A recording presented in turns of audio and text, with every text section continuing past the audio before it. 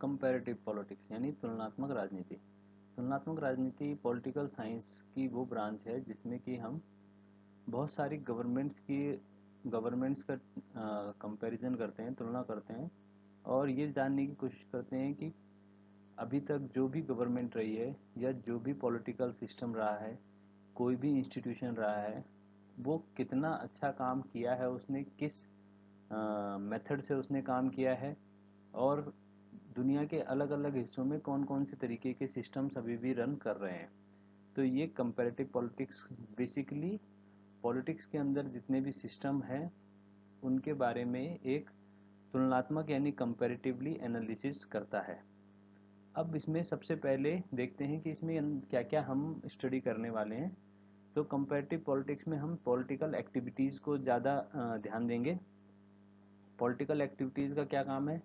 देखिए, ये रिजॉल्व करती हैं कॉन्फ्लिक्ट ऑफ इंटरेस्ट को, कि जहाँ पे दो लोग हैं और दोनों का इंटरेस्ट आपस में टकरा रहा है, तो किसको प्रेफरेंस देनी चाहिए, किस बात को लेकर हम किस तरीके से आगे इसको डील करेंगे। और ये तब तक चलता रहता है जब तक कि पॉलिटिकल रेस्ट की सिचुएशन नहीं आ जाती है, यानी वो कॉन्फ्लिक्ट सॉल्व नहीं हो जाता है। दूसरा आता है हमारा पॉलिटिकल प्रोसेस। प्रोसेस किस तरीके से करते हैं? तो प्रोसेस में यहाँ पे आता है कि जो नॉन स्टेट एसोसिएशंस हैं वो किस तरीके से गवर्नमेंट को इन्फ्लुएंस करती हैं, इसको आगे डिटेल में समझेंगे। अगला आता है power, political power. Political power क्या है? देखिए, डेविड ईस्टन ने कहा है कि पावर जो है अथॉरिटेटिव एलोकेशन ऑफ वैल्यूज़ है, यानी जब हम अथॉरिटी के साथ है ना वैल्यूज़ को डालते हैं तो उसको पावर कहा गया है। जीन ब्लॉन्डेल एक हुए हैं, उन्होंने कहा है कि government is the machinery by which values are allocated. तो समाज में जो भी वैल्यूज हैं उनको गवर्नमेंट के थ्रू डाला जाता है, ठीक है। और अगर ज़रूरी हो तो बाय यूजिंग कंपल्सन, मजबूर भी किया जाता है लोगों को वो फॉलो करने के लिए। तीसरा है टॉने, ये कहते हैं कि power regards as it as the capacity of an individual. ठीक है, पावर क्या है? एक इंडिविजुअल की कैपेसिटी है या फिर ग्रुप ऑफ इंडिविजुअल्स की कैपेसिटी है टू मॉडिफाई, बदलना, ठीक है, किसी भी सिचुएशन को या किसी भी काम को, किसके? दूसरे इंडिविजुअल्स के, अदर इंडिविजुअल्स या फिर ग्रुप्स के। और किस तरीके से बदलना है? In the manner in which he desires. तो जिस तरीके से वो अपने काम को करवाना चाहते हैं दूसरों से, वो तरीका है पावर। ठीक है, वो पावर है कि पावर आदमी को, दूसरे आदमी जो नहीं भी करना चाहता उससे वो काम करवा लेते हैं जो कि वो अपने हित के लिए हों, अपने फायदे के काम हों। अब आ जाता है the study of comparative politics. कब से ये ज़्यादा हाईलाइट हुई है? तो the comparative politics become highly significant, यानी इस समय आके, कौन सा? 1950s के बाद।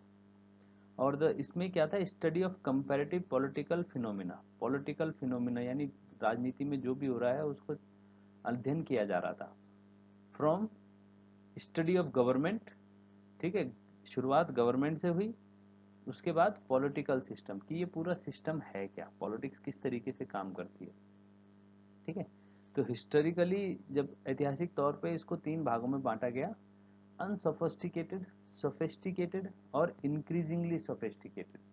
ठीक है, डेविड एम वुड हैं जिन्होंने इसको इस तरीके से बांटा है। इनकी किताब है कंपैरेटिव गवर्नमेंट एंड पॉलिटिक्स। तो इन नामों को जरूर याद रखना, एग्जाम में ये बहुत काम आते हैं। अब जो फर्स्ट फेज है हिस्ट्री में, फर्स्ट फेज जिसको कहा गया है, जिसको हम अनसफिस्टिकेटेड भी कहते हैं, ठीक है, फर्स्ट फेज भी कहते हैं। और कौन कौन कंट्रीब्यूटर हैं उसमें हम चले जाएंगे 300 बीसी में एरिस्टोटल के पास, फिर मैकियावेली मिडिल एज में, है ना, टॉक्यूविल, जेम्स ब्राइसी, है ना, ऑर्स्टोग्रास्की एंड वेबर। ये सबसे इंपॉर्टेंट नाम है वेबर। तो इन्होंने क्या किया? Used comparative methods for understanding working of political organisation.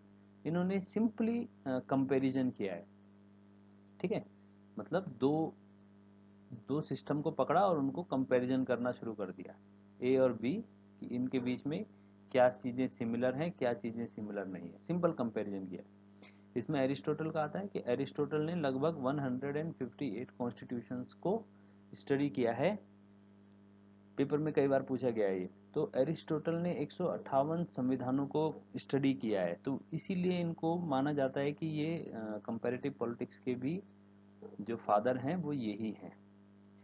साथ साथ आप एक और चीज़ ध्यान रखना, इसमें अभी सिर्फ गवर्नमेंट की आइडियल फॉर्म्स को जो कि लिखित हैं, रिटन है, उनको स्टडी किया गया है कंपैरेटिवली, तुलनात्मक रूप में। ठीक है, अब आ जाते हैं हम सेकंड फेज कंट्रीब्यूटर्स पे। तो सेकंड फेज में जो है उनको हम सोफिस्टिकेटेड भी बोलते हैं।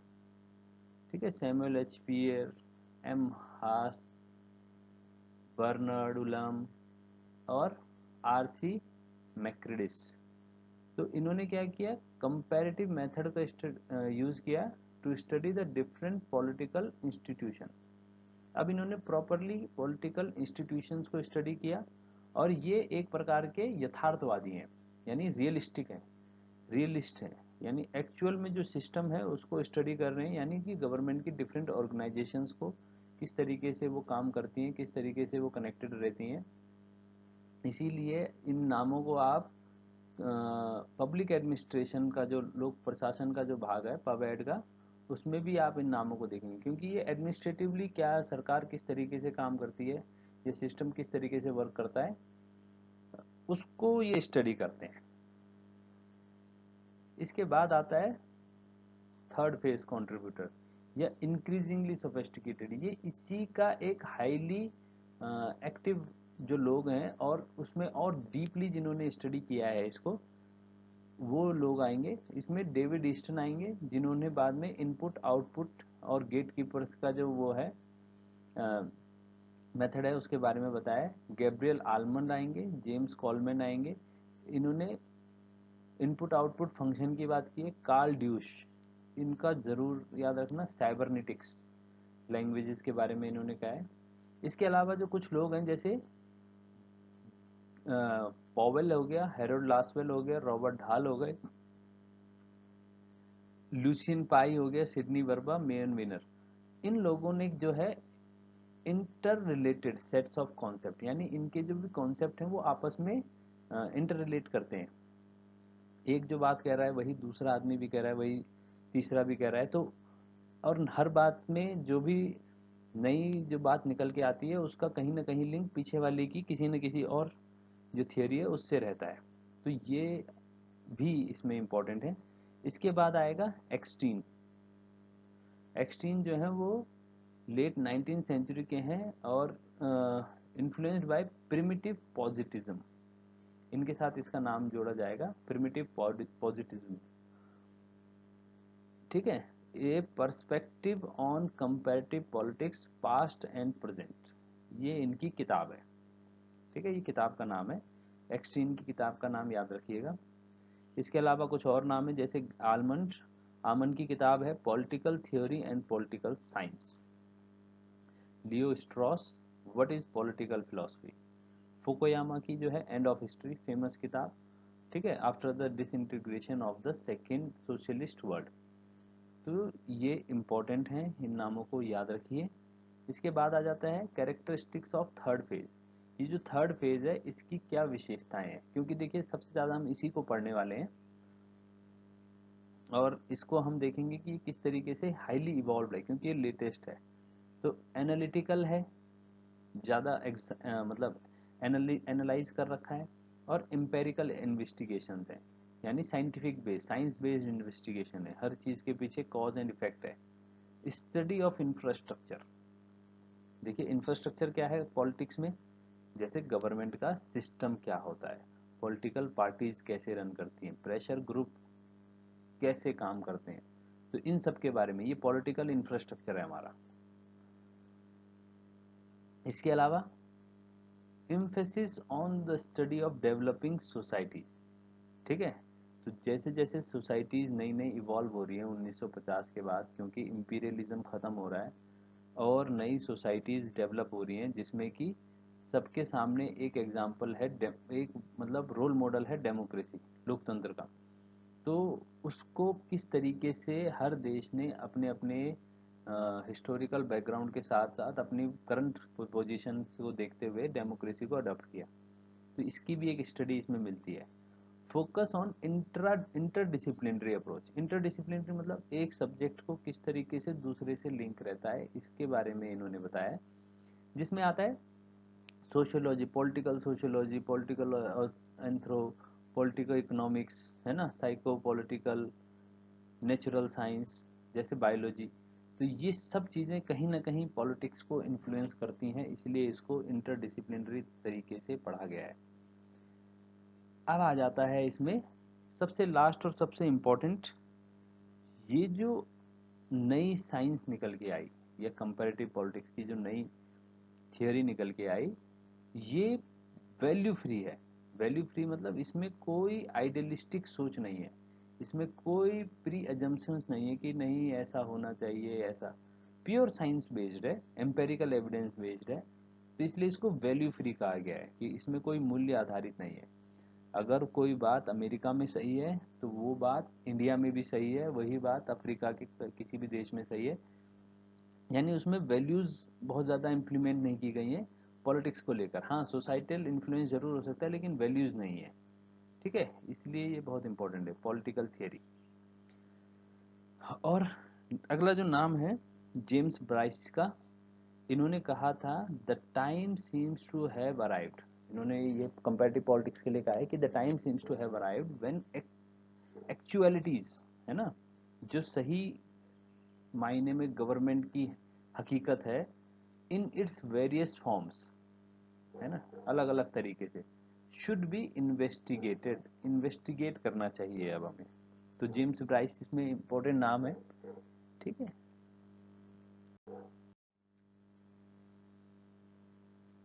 अब आ जाता है हमारा स्कोप, कि इसके अंदर हम कौन कौन से कॉन्सेप्ट्स को पढ़ने वाले हैं। मतलब कंपैरेटिव पॉलिटिक्स हमें किन किन चीज़ों के बारे में स्टडी करने के लिए या रिसर्च करने के लिए कहता है, कंपैरेटिव पॉलिटिक्स में क्या क्या उसका एरिया है।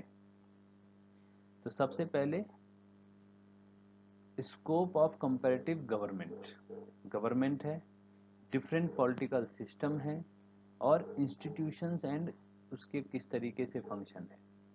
इसमें नॉन स्टेट पॉलिटिक्स भी आती है। ठीक है, साराटोरी जो एक फिलोसोफर इसमें है, तो थिंकर हैं ये, इनका कहना है conceptual stretching as specialised knowledge.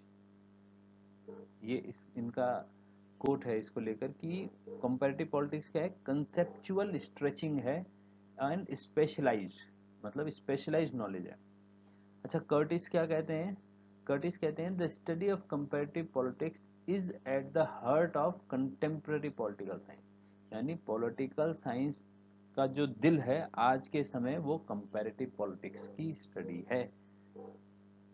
ये बहुत बड़ी बात है। ठीक है, तो ये तो हो गया इसका स्कोप।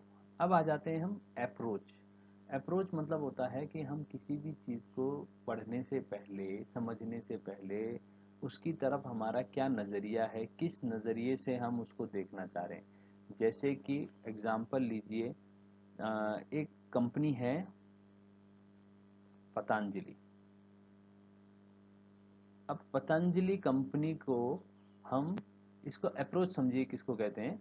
तो पतंजलि कंपनी को अगर हमें इसके बारे में कोई टिप्पणी करनी है, समझ रहे हैं, तो हम किस तरीके से उस पर टिप्पणी कर सकते हैं या कितने तरीकों से इसके ऊपर टिप्पणी कर सकते हैं।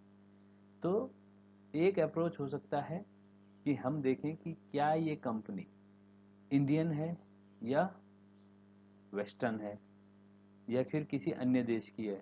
तो इंडियन जब हम उस कंपनी को लेके चलेंगे तो हम उसके ऊपर जितने भी कैरेक्टरिस्टिक्स हैं उसको इस मतलब प्री डिफाइन सोच के साथ चलेंगे कि ये इंडियन कंपनी है इसलिए ये ऐसा करती है। दूसरा, बाई चांस अगर हम ये माने कि अगर हम इसको एज ए सिर्फ कंपनी देखते हैं, ठीक है, कि अगर ये सिर्फ कंपनी है तो ये कंपनी कैसी है, यानी प्रोडक्ट कैसे हैं इसके। तो प्योर हम ये देखेंगे कि इस कंपनी के प्रोडक्ट्स, चाहे अब वो अमेरिका के कंपैरिजन में हो, चाहे वो इंडिया के अदर कंपनी के कंपैरिजन में हो, चाहे वो किसी और देश के, तो प्योरली हम इसको देखेंगे कि ये कंपैरिजन जो करेंगे वो सिर्फ प्रोडक्ट बेस्ड करेंगे। ये भूल जाएंगे कि ये इंडिया की कंपनी है या इसका क्या बैकग्राउंड है, कौन है क्या नहीं है। तीसरा, अगर हम ये देखें प्रॉफिट बेस पे कि ये कंपनी हमें कितना प्रॉफिट देती है, कितना डिस्काउंट देती है अलग का, तो उसको हम इकोनॉमिक अप्रोच बोलेंगे कि प्योरली हम ये देखेंगे कि हमारा फायदा किस में है या कंपनी किस चीज़ से फायदा ज़्यादा कमा रही है। ठीक है, तो इसको बोलते हैं अप्रोच, किसी भी चीज़ को देखने का नज़रिया क्या है हमारा। अब आगे इसको समझते हैं। अप्रोच जो है, an approach is a way of looking at, किस तरीके से हम किस चीज़ को देते हैं, and then explaining a particular phenomena, और फिर उसके किसी एक बात को हम जज कर सकते हैं। ठीक है, it consist of criteria of selection, कि क्या क्राइटेरिया है सिलेक्शन का, criteria employed in selecting the problem, और क्या क्राइटेरिया रखा हमने इसी प्रॉब्लम को सिलेक्ट करने का या फिर कोई question to consider, and in selecting the data to bring to bear, और जब हमने डेटा उसके लिए कलेक्ट किया और उस डेटा को किस तरीके से एनालाइज किया। तो बेसिकली इसका मतलब है it consist of standards governing, कि क्या मानक है हमारे। ठीक है, वेन डाइक एक हुए हैं, उन्होंने कहा है, in brief approach consist of criteria of selecting problems and relevant data, where as, अब देखो अप्रोच को और मेथड्स के बीच में कंपैरिजन आता है, या फिर डिफरेंस जो है वो ये है कि अप्रोच जो है वो क्राइटेरिया है सिलेक्ट करने का किसी भी डेटा को, और मेथड्स हैं procedure for getting and utilising data, कि किस तरीके से इस डाटा को हम यूज करेंगे। तो मेथड्स जो है अगला, methods are known as by the name of conceptual schemes. ठीक है, कॉन्सेप्चुअल स्कीम है ये। अब देखिए अप्रोच कितने प्रकार की होती हैं। एक है ट्रेडिशनल, जिसको हम नॉर्मेटिव भी कहते हैं, पारंपरिक। एक है मॉडर्न, जिसको हम एम्पेरिकल भी कहते हैं। ट्रेडिशनल जो अप्रोच है उसका जो बेस है वो है वैल्यू, यानी मूल्यों पे आधारित है, और जो मॉडर्न है वो है फैक्चुअल या फिर वैल्यू न्यूट्रल, वैल्यू फ्री भी जिसको हम कहते हैं। तो अप्रोच किसी भी चीज़ की, कभी इसको हम बोलते हैं फैक्ट वैल्यू डाइकोटोमी। अप्रोच कैसी है हमारी, किसी भी चीज़ को समझने के लिए हम दो तरीके से समझ सकते हैं, फैक्ट का इस्तेमाल भी कर सकते हैं उसमें और वैल्यूज़ का भी, इसीलिए इसको डाइकोटोमी कहा गया है। अब हम देखते हैं अप्रोच कौन कौन सी होती है हमारे आगे। सबसे पहले है हमारा ट्रेडिशनल अप्रोच, जिसको हम बोलते हैं वैल्यू लेडन, जिसमें कि वैल्यूज़ बहुत ज़्यादा हैं। फिलॉसफी सबसे, ट्रेडिशन में फिलॉसफी सबसे पहले है कि जब हमारे पास कोई इंस्ट्रूमेंट नहीं थे, बहुत ज़्यादा हमारे पास डीप नॉलेज नहीं, डीप मतलब एक्सपर्टाइज नहीं थी किसी चीज़ की, तो कोई एक आदमी खड़ा उठता था और एक बात कहने लगता था। उस बात को वेरीफाई करने का भी हमारे पास बहुत ज़्यादा तरीका नहीं था, लेकिन ये था कि किसी भी बात को हम कितना एक्सेप्ट बना सकते हैं, उसको फिलोसफिकल हम अप्रोच कहते हैं। जैसे कि सबसे पुरानी है, ये ओल्डेस्ट है, एथिकल अप्रोच है, ज़्यादातर इसमें एथिक्स जुड़े हुए हैं। एडवाइजिंग द रूलर, जिसमें कि रूलर को एडवाइस किया गया है। रूलर मतलब जो भी शासक है, जो भी गवर्निंग बॉडी है, एडवाइस ज़्यादा है उसमें। Members of a political community to pursue certain high ends. High ends का मतलब होता है कि हमें बड़े गोल्स को ध्यान में रखना चाहिए। उदाहरण के लिए इंडिया, जब भी अगर आप देखेंगे, कौटिल्य एक फिलोसफर हुए, तो उन्होंने जो अर्थशास्त्र लिखा, तो अर्थशास्त्र जो भी है उसमें रूलर के लिए बहुत सारे रूल्स एंड रेगुलेशंस हैं, बहुत सारे सिस्टम है कि किस तरीके से राजा को अपनी सोसाइटी, अपनी जो एम्पायर है उसको देखना चाहिए, क्या क्या काम करने चाहिए, कितने रूलर को अपने साथ एडवाइज़र रखने चाहिए, किस प्रकार। तो ये सारी चीज़ें हाई एंड्स को लेकर हैं। इसमें उस समय मतलब इसको वैल्यू लेडिन कहा गया है कि वैल्यूज़ बहुत ज़्यादा हैं उसमें। धर्मशास्त्र जिसको हम कहेंगे इस तरीके से, या महाभारत का जो शांति पर्व है, तो एक फिलोसॉफिकल अप्रोच है कि राजा को किस तरीके से होना चाहिए। अगला आता है इसमें हिस्टोरिकल। हिस्टोरिकल जो है फोकस्ड ऑन पास्ट, मतलब पास्ट में जो भी चीज़ हुई है ना, कोई भी काम जो पास्ट में हुआ है उसको लेकर ये अप्रोच डेवलप हुई है। और सिलेक्टेड पीरियड ऑफ टाइम, ठीक है, किसी एक फिक्स पीरियड ऑफ टाइम में sequence of selected events with in a particular phase, किसी एक पर्टिकुलर फेज को लेकर जो कोई इवेंट वहाँ पे हुआ है उसको लेकर ये बातें हुई हैं।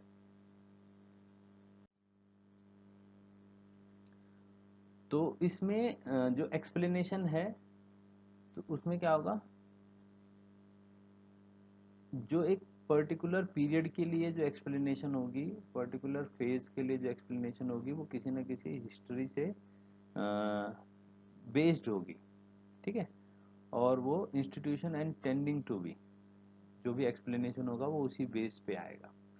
अगला आता है तीसरा हमारा इंस्टीट्यूशनल। इंस्टीट्यूशनल मतलब जो भी हमारे इंस्टीट्यूशंस हैं गवर्नमेंट के या पॉलिटिक्स के, जिसमें आ जाएगा लेजिस्लेचर, है ना, एग्जीक्यूटिव, जुडिशरी।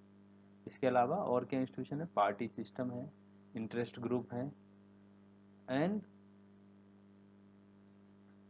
जिससे भी हमारा पॉलिटिकल इंफ्रास्ट्रक्चर बनता है, जो भी हमारा इसके अलावा है, ठीक है। तो इसको इसीलिए इंस्टीट्यूशन को हम स्ट्रक्चरल अप्रोच भी कहते हैं, क्योंकि इनसे ये इसमें क्या है, स्ट्रक्चर्स की स्टडी को किया जाता है कि स्ट्रक्चर कौन कौन से हैं जिससे कि पॉलिटिक्स गवर्न होती है, इन्फ्लुएंस होती है।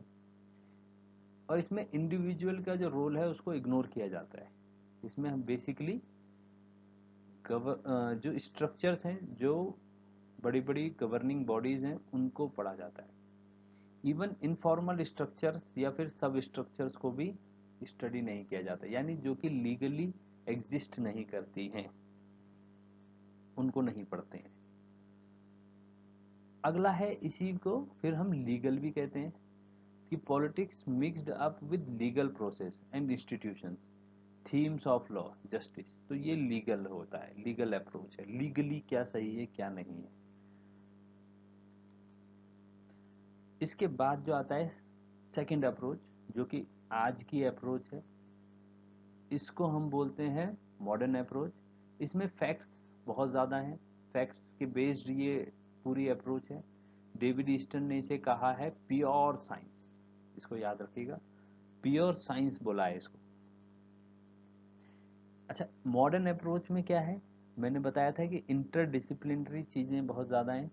तो सोशियोलॉजिकल, सोशियोलॉजी में हम सबसे पहले देखिए दो पार्ट हैं सोशियोलॉजिकल अप्रोच के, एक हम पढ़ेंगे पॉलिटिकल सोशलाइजेशन, एक पढ़ेंगे पॉलिटिकल कल्चर। पॉलिटिकल सोशलाइजेशन क्या है, the process of transmission of values from one generation to another. ये सोशलाइजेशन की डेफिनेशन है, सामाजिकरण जिसको हम कहते हैं, कि हम किस तरीके से कहेंगे कि हमारा समाज कैसा है। तो समाज क्या है, तो जो भी पॉलिटिक्स की वजह से हमारे अंदर, है ना, वैल्यूज आई हैं एक जनरेशन से दूसरी जनरेशन। आपने सुना होगा कई लोगों को कहते हुए कि हम कांग्रेसी हैं, या फिर हम तो हमेशा से भाजपा ही रहे हैं। इसको बोलते हैं पॉलिटिकल सोशलाइजेशन। अगर आप जनरेशन टू जनरेशन उसको फील कर रहे हो कि नहीं हमारे लिए तो यही बढ़िया है, तो ये पॉलिटिकल सोशलाइजेशन है। अगला आता है पॉलिटिकल कल्चर। क्या है, संस्कृति क्या है हमारी, है ना, राजनीतिक संस्कृति क्या है, refers to the totality of what it is learned by individual. यानी प्रत्येक इंडिविजुअल जो कि सोसाइटी में रह रहा है ना, वो किस तरीके से सोचता है। देखिए दो तरीके से होते हैं ना, अगर जिसको हम कहते हैं, एक हम कहते हैं कि अंधभक्ति।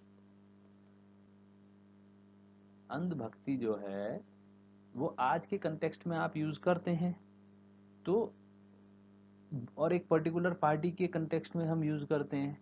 लेकिन अंधभक्ति जो है वो उस समय भी थी, कही जा सकती है। कई लोग कहते हैं कि जब गांधी जी भी थे, गांधी जी थे या नेहरू जी थे, तो नेहरू जी का एक जो कैरेक्टरिस्टिक है उसको हम कहते हैं कैरिज्मेटिक, करिश्माई, कैरिज्मेटिक लीडर के तौर पर है। तो ये सोचने वाली बातें हैं।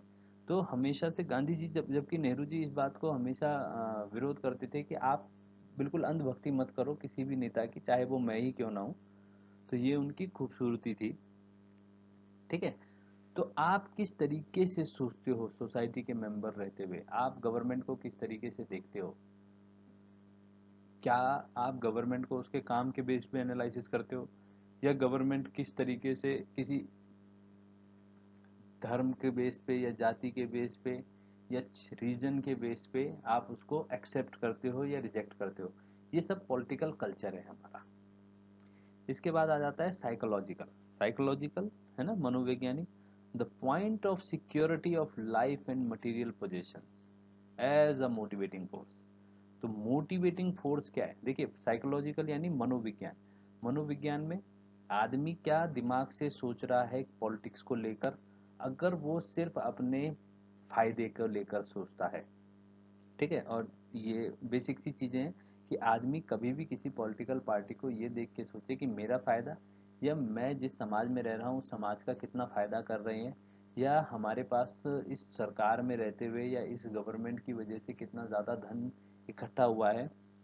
तो ये जो है, and hold the desire for it was inseparable from the desire of power. और हमने इस सरकार में रहते हुए कितनी ज़्यादा पावर का इस्तेमाल किया है।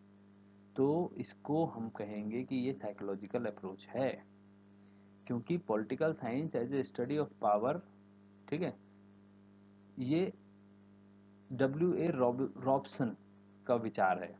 ठीक है। और उन्होंने इस साइकोलॉजिकल अप्रोच को बढ़ाया है। इसी के साथ साथ हैरोल्ड लासवेल जो हुए, इन्होंने कहा identifies the pattern, identifies the term power with influence and then defines politics as the study of influence and the influential।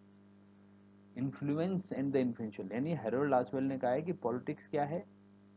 Politics एक स्टडी है किस चीज़ की, कि कौन इन्फ्लुएंस कर रहा है और कौन इन्फ्लुएंस हो रहा है। ये साइकोलॉजिकल अप्रोच है पॉलिटिकल साइंस में, कंपैरेटिव पॉलिटिक्स का। नेक्स्ट देखते हैं। अब आ जाते हैं सबसे इम्पोर्टेंट। देखिए, इकोनॉमिक अप्रोच। इकोनॉमिक अप्रोच जो है,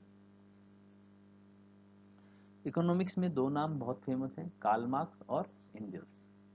ठीक है। कार्ल मार्क्स कहते हैं, वही जो इनकी बेसिक फिलॉसफी है, mode of production of the material means of existence condition the whole process of social political and intellectual life. यानी मोड ऑफ प्रोडक्शन क्या है किसी भी सोसाइटी में। जैसे मान लीजिए कोई एक ऐसी सोसाइटी है जहाँ पे मोड ऑफ प्रोडक्शन है हल, तो वहाँ का जो किसान होगा वो किस तरीके से कंडीशनड होगा, ये सोशल और इंटेलेक्चुअल लाइफ में उसके इफेक्ट करेगा। लेकिन अगर एक किसान है जिसके पास है ट्रैक्टर, तो उसका क्योंकि मोड ऑफ प्रोडक्शन, ठीक है, वो जो है एक एडवांस इक्विपमेंट है, तो उसका जो सोशल प्रोसेस होगा या पॉलिटिकल जो होगी लाइफ होगी, वो अलग तरीके से डिफाइंड होगी। तो इसी को बोलते हैं मोड ऑफ प्रोडक्शन के बेस पे इस तरीके से हम स्टडी करते हैं। दूसरा है एंजल। एंजल्स कहता है कि the ultimate cause of social changes and political revolution are to be sought not in the mind of man but in the changes in the mode of production. मतलब वो कह रहा है कि सोसाइटी जो है वो इसलिए नहीं बदल रही है क्योंकि आदमी का विकास हो रहा है, बल्कि वो इसलिए बदल रही है क्योंकि जो आदमी का मोड ऑफ प्रोडक्शन है, वही बात जो कार्ल मार्क्स भी कहता है कि मोड ऑफ प्रोडक्शन जिस तरीके से चेंज होंगे, आदमी का डेवलपमेंट भी उसी तरीके से चेंज होगा, है ना। And exchange they are to be sought not in the philosophy but in the economics of the period concern. ठीक है। तो उस समय हमारी सोच क्या है, इससे ज़्यादा उस समय हमारी आर्थिक स्थिति कैसी है, इकोनॉमिक कंडीशन कैसी है, इस बात से पॉलिटिक्स डिफाइन की जाएगी अलग अलग समय की।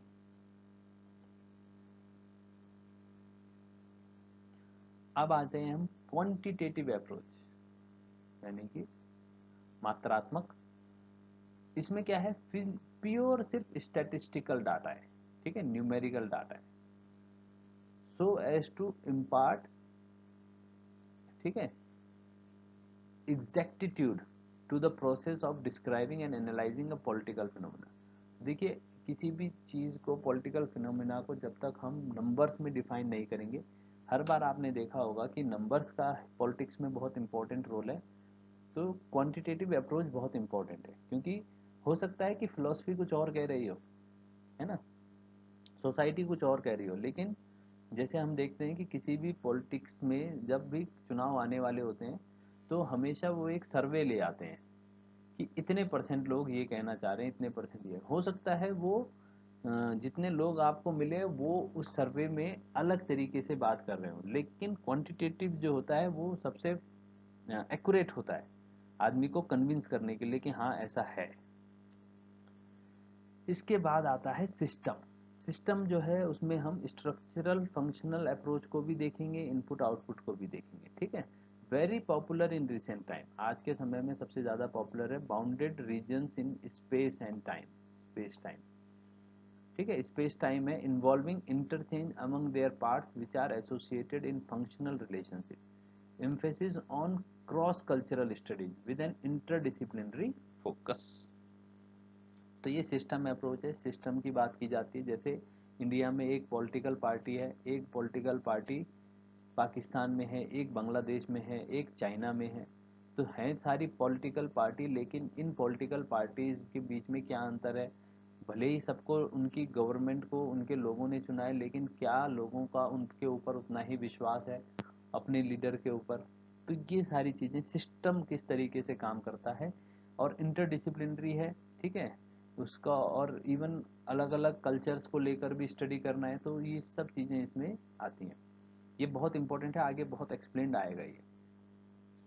स्ट्रक्चरल फंक्शनल अप्रोच, वही चीज़, lay emphasis on the structures and functions of every part and sub part of a system, its functional aspect, कि किस तरीके से सरकार का कोई भी एक जो मैनेजमेंट है वो काम करता है। जैसे कि हम कहते हैं कि सरकार में सबसे ऊपर जो है वो कैबिनेट है, कैबिनेट हर फैसले को डिसाइड करती है, लेकिन क्या इसके और सबसे नीचे जब हम डिस्ट्रिक्ट लेवल पर जाते हैं या ब्लॉक लेवल पर जाते हैं, तो वहाँ पे क्या होती है, तहसील, जो कि फैसलों को इम्प्लीमेंट करती है। तो यहाँ से अगर कोई फैसला यहाँ तक आया है, तो क्या वो एज इट इज़ अप्लाई होगा, या सिचुएशन को देखते हुए उसमें कुछ बदलाव किया जा सकता है। तो ये सारी चीज़ें, है ना, फंक्शनल अप्रोच इसको कहते हैं, कि जब हम कोई भी काम फंक्शन में करने जाते हैं, तो एक्चुअल क्या होता है, पॉलिसीज़ में क्या लिखा हुआ रहता है। इसी को इसलिए हम इनपुट आउटपुट भी कहते हैं, कि इनपुट तो हमने कह दिया कि हाँ भाई सरकार को इतने पानी के लिए बनाने चाहिए क्योंकि पानी की कमी हो रही है, लेकिन ग्राउंड लेवल पे क्या है, कहाँ पे बनने चाहिए, कितने, आउटपुट क्या आता है, ये सब चीज़ें उसमें आती हैं। एक होता है सिमुलेशन। सिमुलेशन जो है ये थोड़ा कंप्यूटर से रिलेटेड है।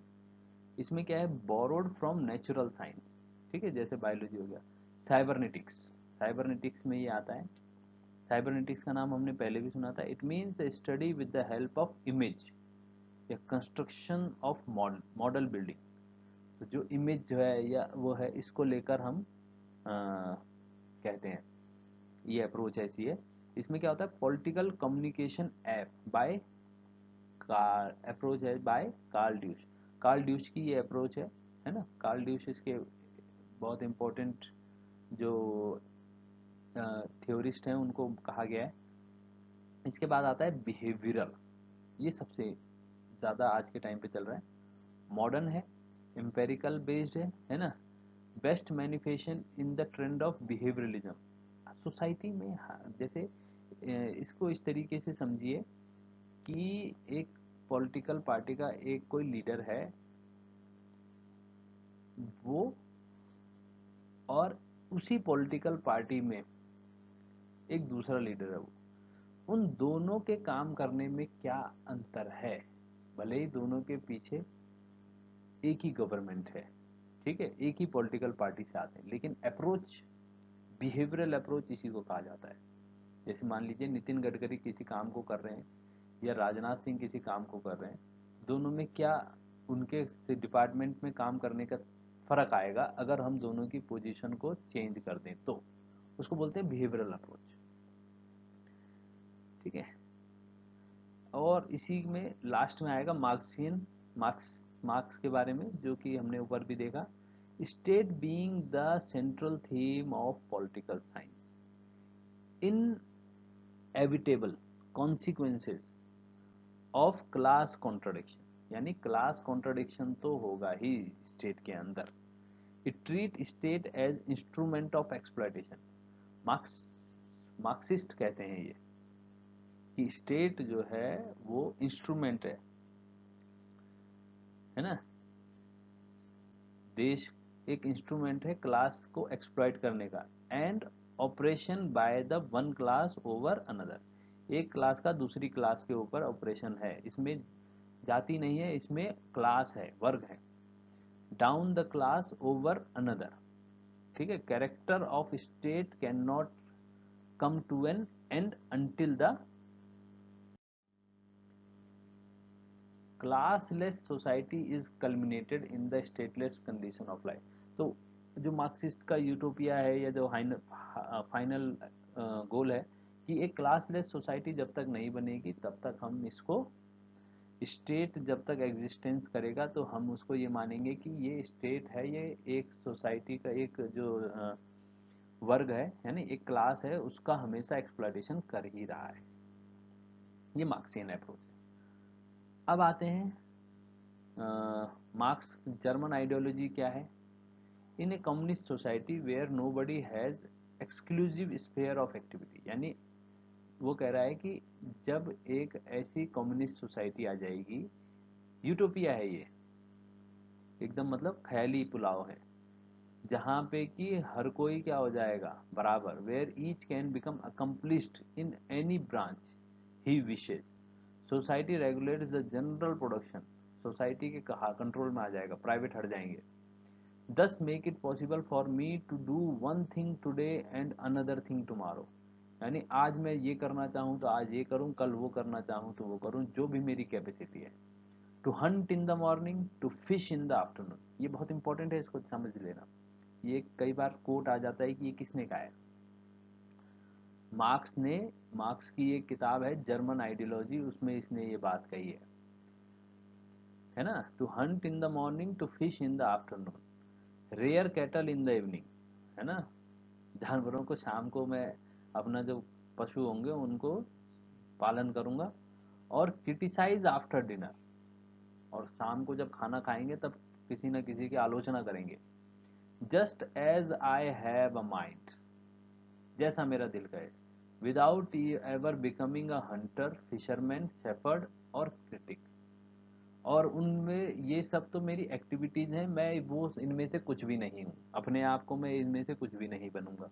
तो ये एक बहुत ही ज़्यादा मतलब यूटोपिया इसीलिए इसको कहा गया है क्योंकि एक ऐसी सिचुएशन है जिसको हो सकता है कुछ लोग इसको इस तक पहुंच जाएं, लेकिन एज ए सोसाइटी पूरी सोसाइटी ऐसी हो जाए, ये बहुत मुश्किल है।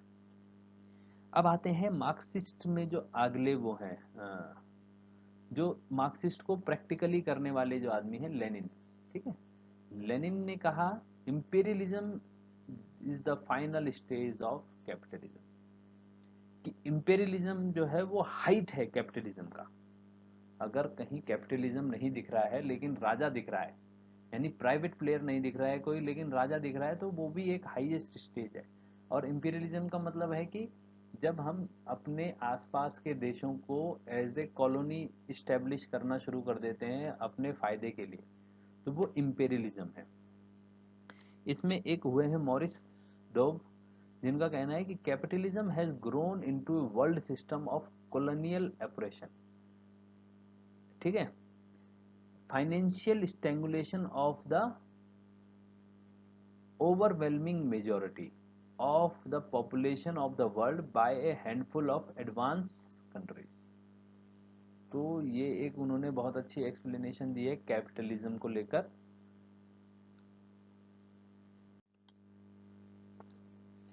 जैसे मैंने बताया था आपको, सिस्टम के बारे में हम डिटेल में पढ़ेंगे क्योंकि ये पॉलिटिकल कंपैरेटिव पॉलिटिक्स का एक इम्पोर्टेंट पार्ट है। तो अब देखते हैं हम सिस्टम एनालिसिस, ठीक है। लुडविग वॉन बर्टेनफी हैं कोई ये, इन्होंने क्या कहा है, pioneered the movement of confiscation of all natural sciences.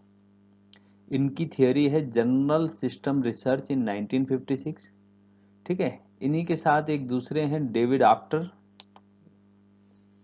इनका कहना है कि सिस्टम कैरेक्टरिस्टिक्स बताएं इन्होंने, सिस्टम क्या है, कि सिस्टम हैज बाउंड्री, उनकी कोई बाउंड्री है। फंक्शनल इंटर रिलेशनशिप, यानी जब वो काम करते हैं तो उनके आपस में संबंध भी हैं। किसके, बेस्ड ऑन सम कम्युनिकेशन, यानी सिस्टम में कम्युनिकेशन भी होता है कि एक डिपार्टमेंट दूसरे डिपार्टमेंट से बातचीत भी करता है। इसके अलावा सिस्टम डिवाइड इनटू सब सिस्टम, एक बड़ा सिस्टम है वो सब सिस्टम में डिवाइड होता है जिसमें एक्सचेंज होता है, ठीक है, एग्जिस्टिंग बिटवीन सब system. For example between A city and A state, state and a nation. तो ये सब सिस्टम है जिसको हम आज के टाइम पे, जैसे हम फेडरल गवर्नमेंट को भी देखते हैं, तो ये एक सिस्टमेटिक है कि एक सेंट्रल गवर्नमेंट है, फिर एक स्टेट गवर्नमेंट है, फिर स्टेट गवर्नमेंट के अंदर हम देखेंगे बहुत सारी डिस्ट्रिक्ट हैं, डिस्ट्रिक्ट के अंदर हम बहुत सारे देखते हैं काउंसलर्स हैं, काउंसलर्स के बाद हम बहुत सारे, इस तरीके से बहुत सारी चीज़ें हैं सिस्टम के अंदर अपने आप को रन करने के लिए। अब सिस्टम की कैपेसिटी है कोडिंग की, यानी कोडिंग का मतलब है टेक इंफॉर्मेशन इनपुट, ये इनपुट लेता है सिस्टम, फिर लर्न सीखता है, ट्रांसलेट करता है इनपुट को into same kind of out some kind of output, यानी इनपुट के बाद ये आउटपुट भी देता है। तो इसी को सिस्टम कहते हैं, इनपुट आउटपुट मेथड भी इसी को कहा जाता है, सिस्टम के अंदर ये बहुत कॉमन है। सिस्टम के बारे में डेविड ईस्टन ने कहा है, देखो डेविड ईस्टन ने क्या कहा है, अथॉरिटेटिव एलोकेशन ऑफ वैल्यूज, जो कि स्टार्टिंग में भी हमने देखा था, ठीक है। इसका मतलब क्या है, it signifies the decision of those who are in power. इसका मतलब है कि जो लोग सिस्टम में पावर में है, they can make something binding, ये कुछ ऐसा कर सकते हैं जो कि सबको मानना पड़े। That gives to their decision the character of being authoritative, और यही उनके जो फैसले हैं उनको अथॉरिटी के रूप में दिखाता है।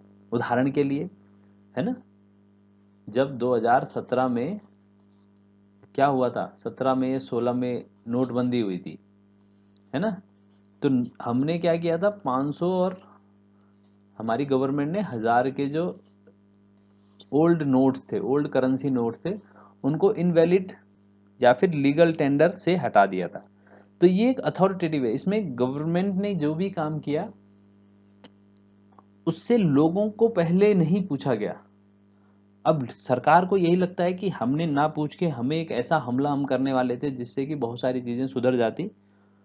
हुआ कि नहीं हुआ ये अलग मैटर है, लेकिन ये सरकार की अथॉरिटेटिव जो डिसीजन है उसको दिखाता है, अथॉरिटी को दिखाता है कि हाँ पावर किस तरीके से यूज करती है सरकार अपनी कभी कभी।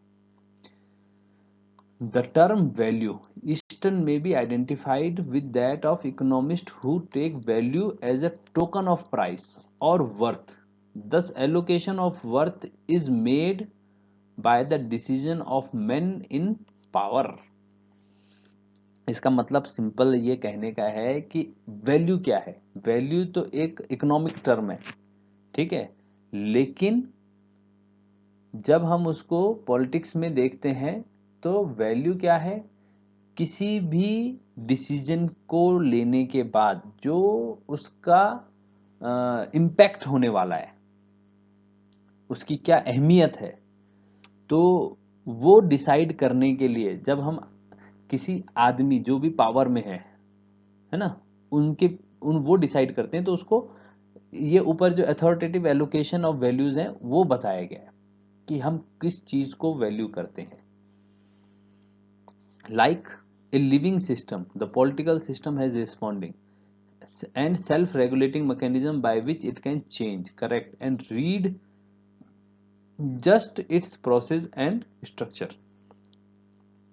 तो ये एक पॉलिटिकल जो है सिस्टम जो है ना, ये किसकी तरह है, लिविंग सिस्टम की तरह है।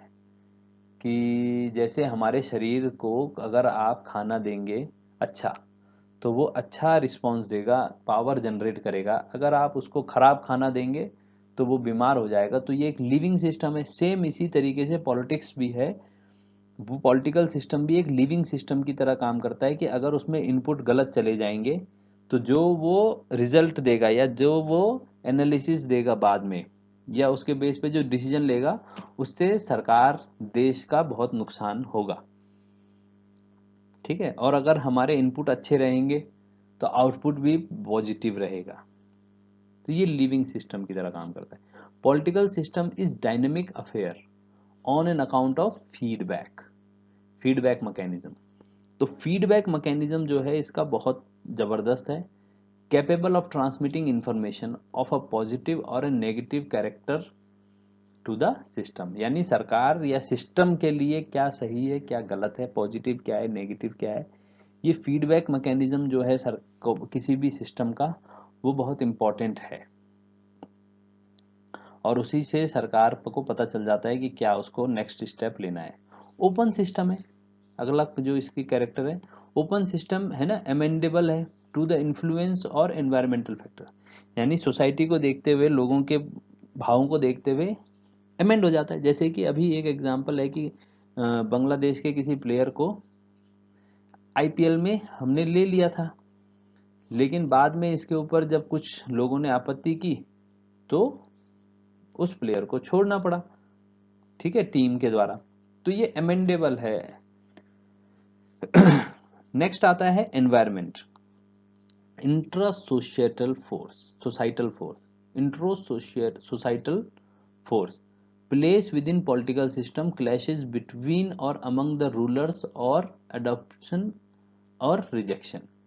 ठीक है, ये इंट्रा सोसाइटल फोर्स है। एक्स्ट्रा सोसाइटल फोर्स क्या है, कंडीशन ऑफ इन्फ्लेशन, रिसेशन और वार।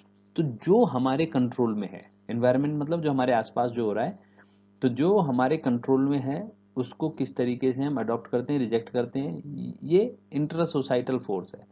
और कुछ चीज़ें एक्स्ट्रा सोसाइटल फोर्स हैं जो समाज डिसाइड नहीं करता है, बल्कि बाहर से हमारे साथ हो जाता है, जिसमें इन्फ्लेशन भी है, रिसेशन भी है और कभी कभी वार भी है।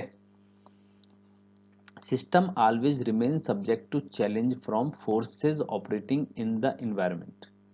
ठीक है, और वो कह रहा है कि जो सिस्टम है सब्जेक्ट टू चैलेंज है, जो कि एनवायरनमेंट में काम कर रहे हैं। और इनको कहा गया है स्ट्रेस, इनको स्ट्रेस का नाम दिया गया है, स्ट्रेसेस। दो टाइप के स्ट्रेस उसने बताए। एक डिमांड स्ट्रेस, डिमांड स्ट्रेस का मतलब है may result to the failure to system as it exists to successfully cope with the information feedback, and it may be termed as demand input overload। यानी कभी कभी ऐसी डिमांड सोसाइटी में आ जाती हैं जिनको सरकार यानी सिस्टम जो है उसको फुलफिल नहीं करता, और ऐसी डिमांड की वजह से कभी कभी सरकार या सिस्टम जो है वो फेल हो जाता है, जिसको डिमांड इनपुट ओवरलोड का नाम भी दिया गया है। इसीलिए इसको स्ट्रेस का नाम दिया गया है कि कहाँ पे प्रॉब्लम्स आ सकती हैं। दूसरा है सपोर्ट स्ट्रेस, सिस्टम में suffer loss that can lead to structural failure of the system.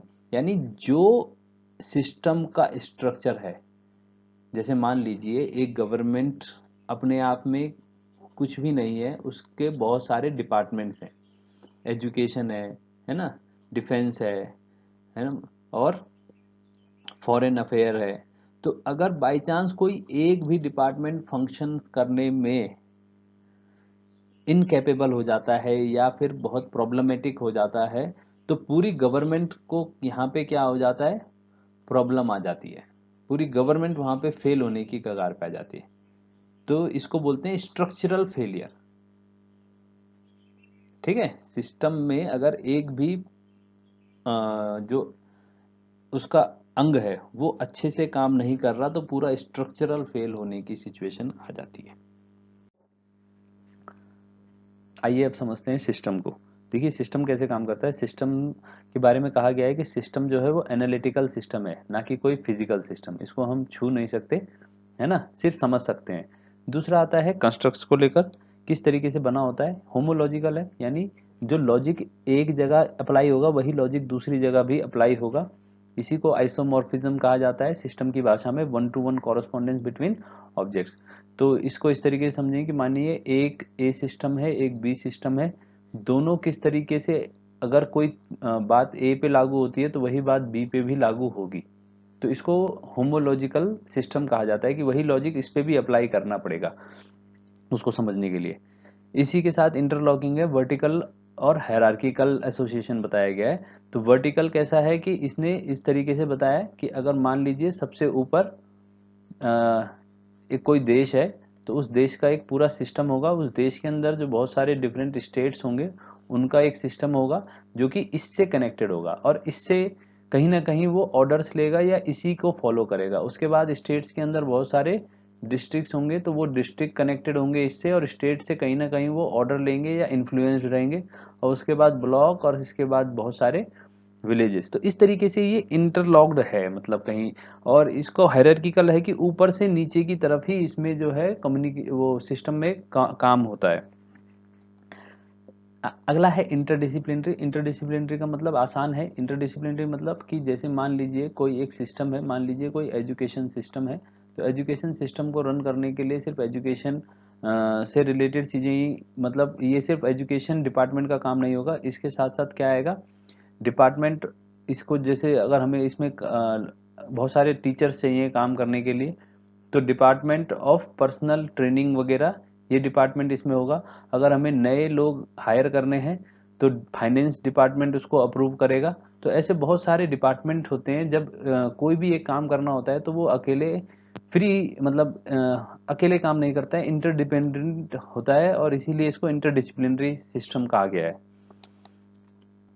तो जो any user of system theory है will have to look for different theories, यानी एक ही थियोरी के बल पे कोई भी आप सिस्टम को समझाने का काम नहीं कर सकते, क्योंकि सिस्टम बहुत टाइप के हैं।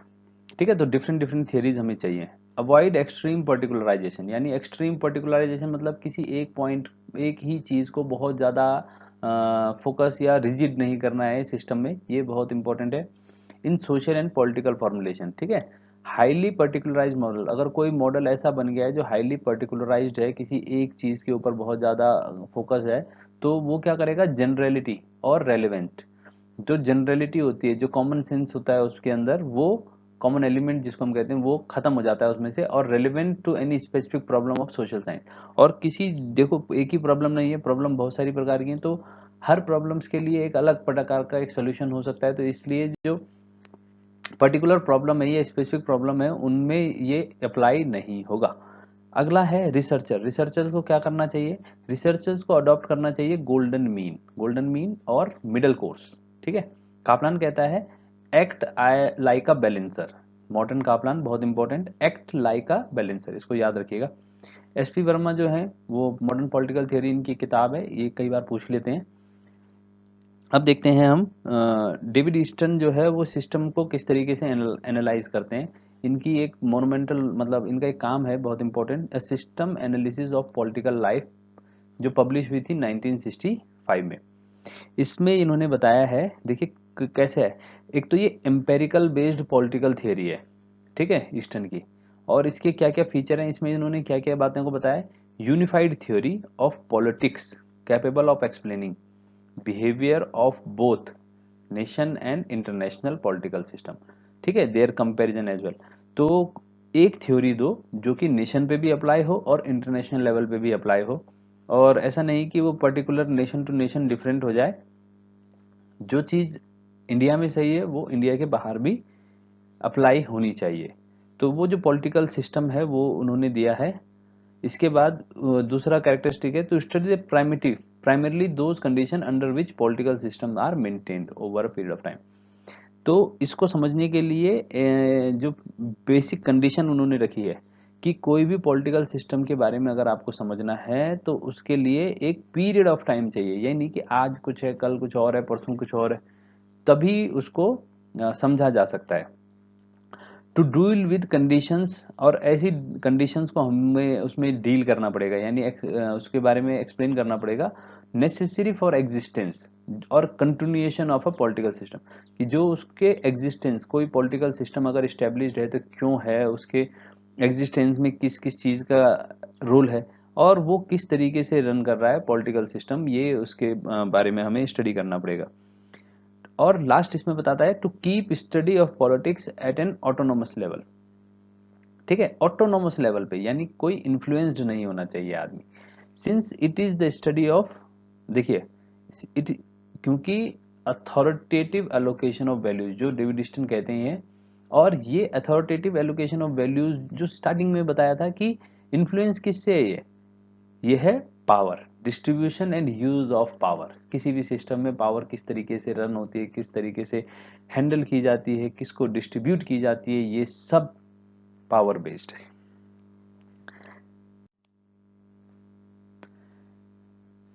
अब लास्ट आता है हमारा पॉलिटिकल सिस्टम में be in A steady state. ठीक है, proper balance between input and output. देखिए अब इसमें इनपुट क्या होता है, ये उसी का कंटिन्यूएशन है। इनपुट का मतलब है demand made upon the political system, यानी पॉलिटिकल सिस्टम से जो उसके सब्जेक्ट्स डिमांड कर रहे हैं उसको इनपुट कहते हैं।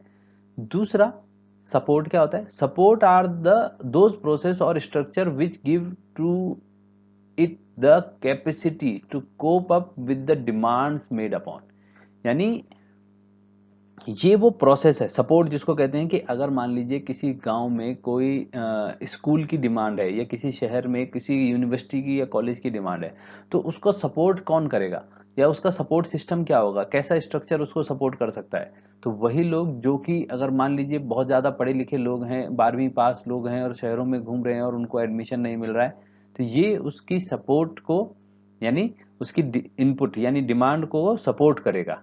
ठीक है, और आउटपुट क्या होता है, output are the results of the processing of demand. तो जो भी सिस्टम जिस डिमांड को प्रोसेस करेगा और उसके बाद जो उसका रिजल्ट देगा, ठीक है, वो आउटपुट कहलाएगा। These may be with in input also. ठीक है, उसको वो एक नया इनपुट भी क्रिएट करता है जो हमारा आउटपुट होता है। अब कहता है वो political system lies in critical range, it is possible that input have an overload. देखिए ये इंपॉर्टेंट है, ये पेपर में पूछा जाता है क्योंकि वे बेसिक बहुत ही बारीक सी चीजें हैं कि input have an overload and output are not there in sufficient measure to save the political system from breakdown. देखिए जैसे एग्जांपल है इसमें, और ये आगे और आएगा भी जब हम इसको और डिटेल में पढ़ेंगे, कि अगर कोई पॉलिटिकल सिस्टम है और वो हमेशा क्या रहता है, क्रिटिकल रेंज में रहता है, क्योंकि हमेशा जो डिमांड है यानी जो इनपुट है वो कैसा होता है, हाई होता है, और बहुत ज़्यादा की वैरायटी होती है। लेकिन क्योंकि हमारे रिसोर्सेज बहुत लिमिटेड हैं, और इसलिए डिमांड हमेशा क्या कहलाई जाएगी, ओवरलोड हो जाएगी। और इसीलिए इस वजह से आउटपुट जो भी गवर्नमेंट या पॉलिटिकल सिस्टम देगा वो सफिशिएंट नहीं होगा टू सेव द, और इसकी वजह से जब वो सफिशिएंट नहीं होगा तो लोग क्या करेंगे, उस सिस्टम को ही ब्रेक डाउन कर देंगे। तो ओवरलोड एक प्रॉब्लम है इनपुट में, इसी की वजह से ब्रेक डाउन होता है सिस्टम में। अगला बात वो कहता है the survival of political system require structural basis, इसीलिए स्ट्रक्चरल बेस चाहिए किसी भी सिस्टम के लिए। यानी ऐसा नहीं कि हर बात पे लोग सड़कों पे उतर जाएं। टू टाइप्स स्ट्रक्चर बताया उसने, एक बताया इंस्टीट्यूशनल, एक है नॉन इंस्टीट्यूशनल। इंस्टीट्यूशन में उसने बताया कि इलेक्टोरल मशीनरी, ठीक है, और पॉलिटिकल पार्टीज हैं। और नॉन इंस्टीट्यूशनल में political beliefs and attitudes of people. देखा होगा हमने बहुत सारे लोग जो समर्थन करते हैं किसी भी पॉलिटिकल पार्टी का, बजाय कि वो किसी पॉलिटिकल पार्टी का प्रॉपर एक हिस्सा होते हैं, तो वो एक नॉन इंस्टीट्यूशनल है। इंस्टीट्यूशनल है जिसने प्रॉपर तरीके से जो पॉलिटिक्स में एंटर किया है। ऑब्जेक्ट ऑफ सपोर्ट सिस्टम, ठीक है, यही है ऑब्जेक्ट ऑफ सपोर्ट सिस्टम। अगर इस तरीके से अगर लोग आते हैं तो पॉलिटिकली स्ट्रक्चर को मेंटेन होने में कोई दिक्कत नहीं होगी। अब इन ऑब्जेक्ट्स को देखो क्या होते हैं, ठीक है। एक होता है political community. Political community, group of people living together, willing to cooperate in solving problem, continue to exist without regime and, ठीक है, अथॉरिटीज। यानी पॉलिटिकल कम्युनिटी वो कम्युनिटी है जो कि एक साथ आने को तैयार हो जाते हैं, कोऑपरेट करते हैं सोसाइटी की प्रॉब्लम्स को लेकर, और एग्जिस्ट भी करते हैं बिना किसी अथॉरिटी के, कोई कंट्रोल नहीं होता उनके ऊपर। लेकिन दूसरा होता है रिजीम। देखो कॉन्स्टिट्यूशनल ऑर्डर, एक कॉन्स्टिट्यूशनल ऑर्डर है, रिटन और अनरिटन रूल्स हैं, डिटरमाइंस, है ना, द मीन्स पीपल, देखिए इसमें क्या है, नहीं, determines the structure values norms on which, है ना,